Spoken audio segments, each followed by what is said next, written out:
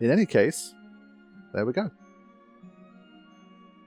The legend, Akira Toriyama. Rest in peace. Wow, there we go. That is my first ever Dragon Quest game completed. Amazing. Never thought I would see the day. It's taken me so many years to get through the Final Fantasy franchise that I was always waiting for the day I'd be able to finally play some of the other great franchises that have come and gone over the years. And Dragon Quest was definitely one on my radar. But this HD 2D remake coming out and seeming good was really what pushed it over the edge and made me go for it. And I'm definitely glad I did.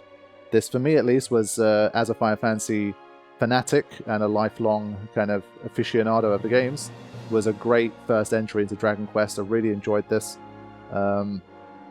Enjoyed it probably even a little more than I thought I would, because for me at least the earliest Final Fantasy games, like 1 to 3, I like them, but I'm not like super huge fans of the game, because obviously this is a remake of a JRPG set in that type of era originally. I was kind of a little bit skeptical about how I'd enjoy it, but the HD 2D remake aspect especially, I think, really helped to bridge that gap a little bit. And the experience that I had with some of those oldest Final Fantasy titles, I think, put me in a good position to jump in and give this a go. And for me, it was like a really, really nice hybrid between like that early JRPG kind of experience and a lot of familiarity with what I'd already played, versus obviously bringing its own thing to the table, being its own game with its own systems, its own style, its own design. And I think it came together really well. I was really impressed. I think for me, the standout thing is probably the battle system. I was really impressed by like the variety available in the battle system. A lot of great options very early on, a lot of freedom to kind of create your own experience with the game in terms of the gameplay, with all of the vocations, all the personalities. Very like Dungeons & Dragons like, but I think this game seemed to lean into it a little bit more so than, of course, something like Final Fantasy. And I think that, especially for at least the early days of JRPGs, I think it was better for it. I think I enjoyed the gameplay of this more so than I enjoyed the gameplay of the earliest FF games. And so like it's definitely something that I think is more like worthy of praise to me. Like the different things that you could do with all the characters and the way that you could control their development and their growth, I thought was really interesting and exciting for someone coming into this for the first time. I really thought the visuals and the style of the HD 2D remake was really, really nice. As I say, it was just, for me, it was that really nice hybrid of feeling very old school, having that old school kind of charm and nostalgia, but mixed with obviously having much more kind of nice looking locations and environments, and keeping like the sprite character design, I think was always a really nice idea. So yeah, I think all in all, like overall, I really enjoyed this game. Nice atmosphere. The tracks were really nice. I don't think soundtrack-wise it has as many standout tracks as I would have liked, but I think the soundtrack in general was strong, and it complemented the areas well. And so I think I was generally happy with it. Like the main battle theme and stuff was nice. Like throughout the whole game, I didn't really get bored of it. It didn't really get stale to me, so I enjoyed the battle theme fundamentally, and the tracks in general I think were definitely nice. Yeah, I mean, gameplay really, really good. Again, considering it's like early JRPG days, and I'm not sure how much they changed the gameplay, but the gameplay and progression systems I thought were really, really nice.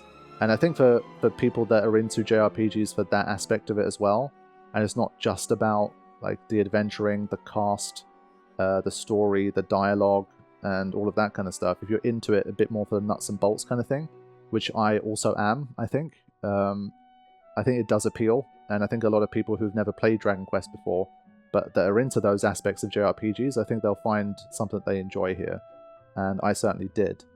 I would say, like, in terms of the dialogue, the story, the environment, the world, it was a good but mixed bag, where I think the whole idea of the world map being obviously a lot like our own world, and a lot of the cities and the dialects and the cultures drawing reference from the real world, was really cool. And it took a moment for me to kind of realize that was even the case. As you expand the game out, you travel to more places and you really see how that works. And I thought that was really nice. And I think, like, with the voice acting and the different accents and all that kind of stuff, even the way it was written, It really helped it to feel much more expansive as an adventure. You really felt like you went around the world and you saw a lot of different kinds of people from different walks of life. And so I think the core kind of fantasy adventure aspect of the game was definitely something that was really strong. Again, considering how old the original game is, it really just has that spirit of adventure in it. And that's why at its most fundamental level, I think it was a really nice experience. And act by Berg. What? Okay, fine. So let's just see what happens here, and then we'll continue talking about the game. Your Majesty, fear not, for I will see that thine offspring grows into a fine leader of the land. Yeah, we need this egg to hatch.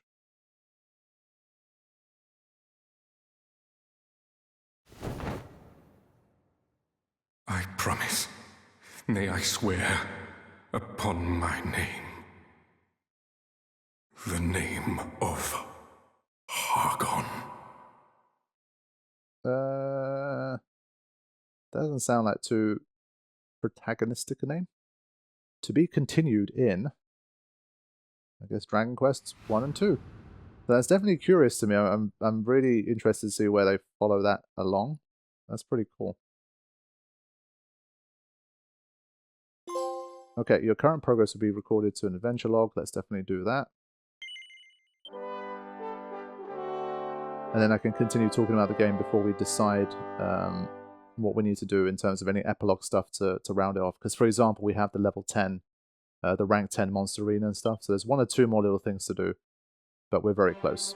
So what happens now?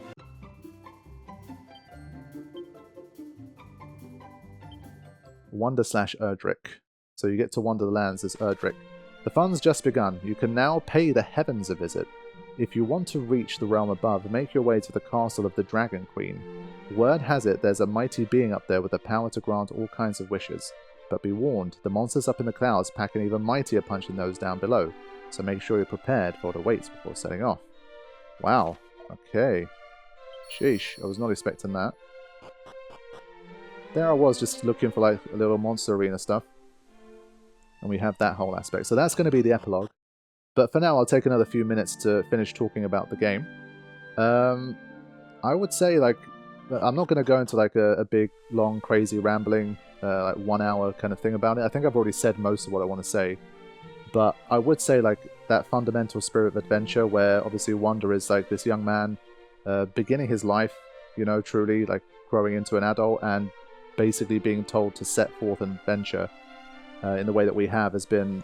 It's just something that's just so fundamentally great about that, and I've always enjoyed that type of story and that type of experience. And I think the world and the travel really complemented that. Obviously, getting the ship, being able to sail around. I think the Everbird, we didn't have it for long enough. Maybe that's... I don't think that's a me problem, though, because you have to get all of the orbs in the first place. So I kind of wish we could have had the Everbird earlier. Like, it was such a cool way to travel that I feel like we didn't get to enjoy it for long enough. But that's it's a minor gripe. And so all of those kind of things, and then the twist about the underworld after you defeat Baramos, and being able to come down here and discover what's going on here, finding out more about Ortega, following in his footsteps. I think all of it was really nice. And so my overall feeling about the game is definitely strong. I'd put it somewhere like between 8.5 out of 10. And I think for someone coming into Dragon Quest for the first time, I think that's a pretty strong showing. And I'm definitely happy that I played it, and I hope you guys have enjoyed watching the playthrough so far.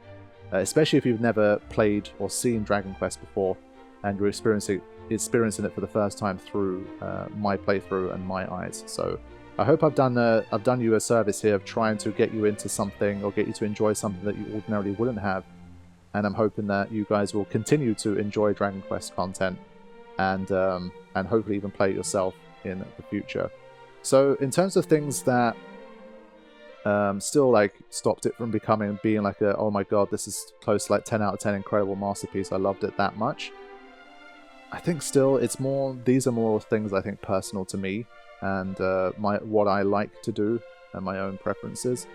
I would say still, I think party wise I just gravitate more to party adventures in which we actually have a bit more of a real bond with our party members. And if the game isn't designed to be that way, then it's kind of, if that's what they've set out to do, you can't really fault them for it. That's just how they want to do their thing and tell their story. But in terms of me, how much I end up liking the game as a result, it does take a hit, and there's nothing I can really do about that. I can't change how I feel about stories like that and experiences like that. So that's one thing that once or twice in the game, your party members actually say a few things here and there, and I really love it when they kind of throw in something like that.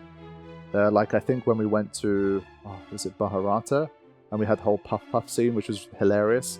And then Nikolai saying something there. Like, I love those little moments, and I really wish there was a few more of them. I think it would have been really nice.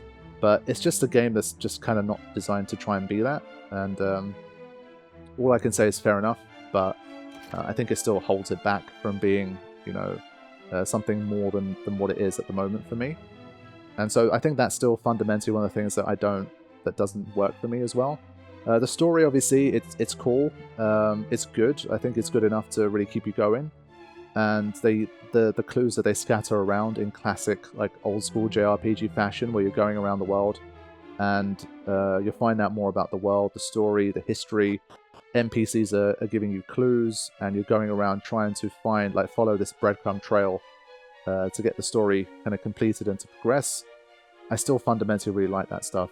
And that's why, like, some of the Final Fantasies that started to expand more on the story, while also having that type of old school JRPG gameplay, they were my favorites of the old era. And so if this game, I think in terms of the story, it took it up a notch, and it had a little bit more in terms of, like, the character dynamics, the party dynamics, and it felt more like a team, like a squad of people that we are sharing a story with together, where, you know, you can't just name them whatever you want, they can be whatever. They can look however you want, that kind of thing. And, well, they basically almost never say anything, and they don't really have... gameplay-wise, obviously, they're big on the personality, but in terms of the story, there's nothing, really, in terms of personality. So, I think those kind of elements are, like, my more kind of subjective feel for what I don't enjoy as much about this type of game. I think, in terms of, like, the gameplay and that kind of thing, I think sometimes still, like, when you're exploring around and you pick up certain things or you do certain things in the game, there's still, I think, too many times where, like, a character will just not acknowledge something that's happened. And to me, that's always, like, a bit of a... These games are built so much around that type of thing, where you're supposed to see a character, you talk about something, they give you a clue, you go and find something, and you have to report back to them to progress.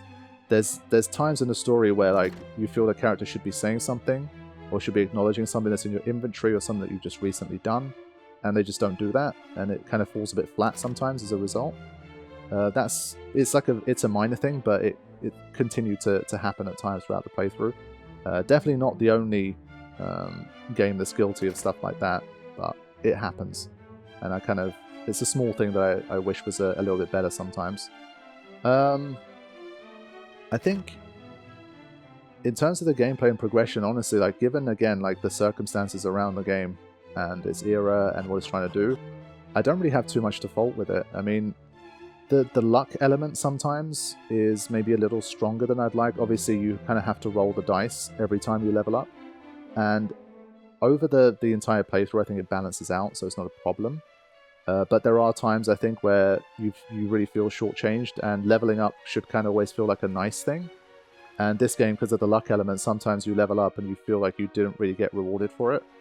And so it can kind of encourage you to kind of restart the game, or be annoyed when you level up, and that's just not a feeling I think you want to have when you're leveling up. So I'm not sure about like the amount of luck sometimes that's connected to the whole leveling up and stat progression and stuff. That's one smaller thing. I would say, like, sometimes it felt like there were extended periods where there weren't enough boss fights. I think especially early in the game, there were too many gaps between boss fights, because when they happen, I felt like the boss fights were done well. Like, a lot of the boss fights I genuinely enjoyed, and a lot of them, the difficulty ramped up, like, they weren't pushovers. They had their own kind of unique designs and mechanics and that kind of thing. To me, like, they were good, but I did feel like we did sometimes go through large swathes of the game where we spent hours and hours not really fighting a boss of any substance. Some of that might be to do with the route that I took, and maybe if someone else took a different route, they'd have a different type of pacing, and they'd meet bosses more regularly, or with like more regular intervals than I did, possibly. But again, can only comment on my own experience here. I think soundtrack-wise, I would have liked one or two more like certified bangers. Like for me, at least, there wasn't really anything. I think sometimes like the soundtrack kind of needs to take like a step up and really take center stage for certain moments of the game or certain boss fights or certain things.